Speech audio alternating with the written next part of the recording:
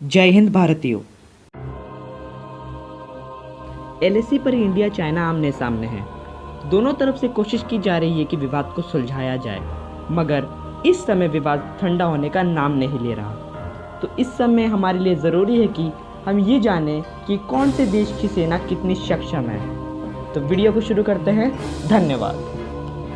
Global rank की बात करें तो चाइना 3rd पोजीशन पे आता है और इंडिया 4th। डिफेंस बजट की बात करें तो चाइना बहुत आगे है। चाइना का डिफेंस बजट $178 बिलियन है और इंडिया का $67 बिलियन, और यही इंडिया की सबसे बड़ी परेशानी है। चाइना के पास एक्टिव मिलिट्री 21 लाख है और इंडिया के पास एक्टिव मिलिट्री 14 लाख है। लेकिन रिजर्व मिलिट्री की बात करें तो चाइना के पास 5 लाख है और वहीं इंडिया के पास 21 लाख है। चाइना के पास इस समय 35,000 टैंक्स हैं और वहीं इंडिया के पास 4,300 टैंक्स हैं। लेकिन अगर युद्ध होता है तो टैंक का इस्तेमाल ज़्यादा नहीं होगा, क्योंकि पहाड़ी इलाकों में टैंक ज़्यादा काम नहीं आता है।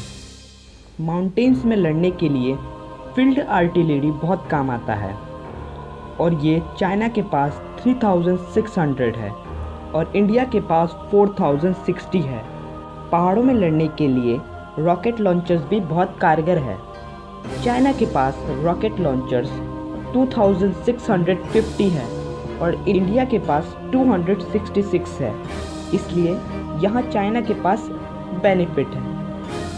आर्मर्ड व्हीकल की बात करें तो चाइना के पास 33,000 है, जिसकी चाइना को ज़रूरत भी है, क्योंकि चाइना के किसी भी हिस्से में कभी भी विरोध शुरू हो जाता है। सो उसे काउंटर करने के लिए अपनी सेना जल्द से जल्द पहुंचानी पड़ती है। इंडिया के पास 8,700 है। टोटल एयरक्राफ्ट की बात करें तो चाइना के पास 3,210 है और इंडिया के पास 2,123 है।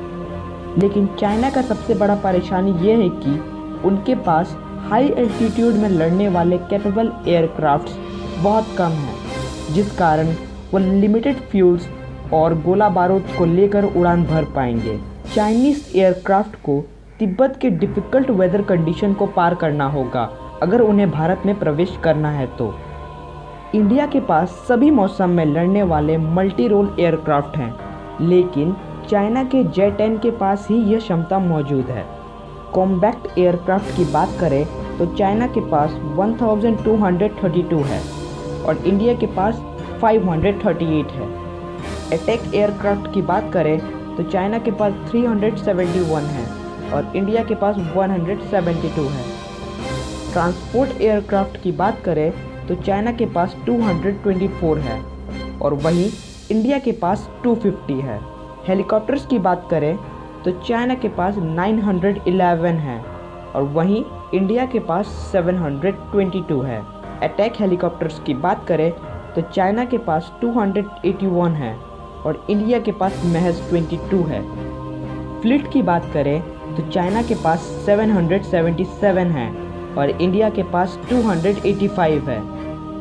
एयरक्राफ्ट कैरियर की बात करें तो चाइना के पास 2 एयरक्राफ्ट कैरियर हैं और वहीं इंडिया के पास 1 है। डिस्ट्रॉयर्स की बात करें तो चाइना के पास 36 है और वहीं इंडिया के पास 10 है। फ्रिगेट्स की बात करें तो चाइना के पास 52 फ्रिगेट्स हैं और वहीं इंडिया के पास 13 है। कॉर्वेट्स की बात करें तो चाइना के पास 50 है और इंडिया के पास 19 है। और पेट्रोल शिप की बात करें तो चाइना के पास 220 है और इंडिया के पास 139 है। अगर हम सबमरीन की तुलना करते हैं तो चाइना के पास 74 है और इंडिया के पास 16 है, जो कि बहुत कम है। इंडिया अगर और भी सबमरीन बनाता है तो उसे बहुत समय लगेगा। इसीलिए इंडिया ने P-8 विमान खरीदा है यूएस से, जिसे सबमरीन हंटर भी कहते हैं, क्योंकि यह आसानी से पानी के अंदर चल रहे सबमरीन को ढूंढ लेता है और उसे तबाह कर सकता है। चाइना के लिए एक और समस्या है कि वो साउथ चाइना सी को छोड़ के इंडिया से भिड़ नहीं सकता, क्योंकि अगर उसने ऐसा किया तो कभी फिर अपना पावर साउथ चाइना सी पर नहीं दिखा पाएगा, क्योंकि उसके सारे विद्रोही वहाँ चढ़ जाएंगे। अगर इंडिया और चाइना के बीच युद्ध होता है तो वो कुछ ही देशों के बीच सीमित नहीं रहेगा, यह वर्ल्ड वॉर 3 की शुरुआत भी हो सकती है। तो इसके लिए हमें ये भी जानना ज़रूरी है कि कौन से देश के पास कितना न्यूक्लियर वॉरहेड है। अगर चाइना की बात करें तो चाइना के पास 320 न्यूक्लियर वॉरहेड्स हैं, और इंडिया की बात करें तो इंडिया के पास 150 हैं। कोई ये नहीं चाहता कि युद्ध हो, लेकिन लातों का चाइना बातों से नहीं मानता है। चाइना की यही नीति रहती है कि वो दूसरे देशों का ज़मीन हड़पता चला जाए, और जब दूसरा देश आंख दिखाए तो एक कदम पीछे ले। हमारे लिए भी ये ज़रूरी है कि हम डिफेंसिव मोड में ना जाकर ऑफेंसिव मोड में रहें, नहीं तो चाइना अपनी विस्तारवादी सोच को बढ़ाता रहेगा। दोस्तों, आपको क्या लगता है? अपनी राय कमेंट में दें। जय हिंद, जय भारत।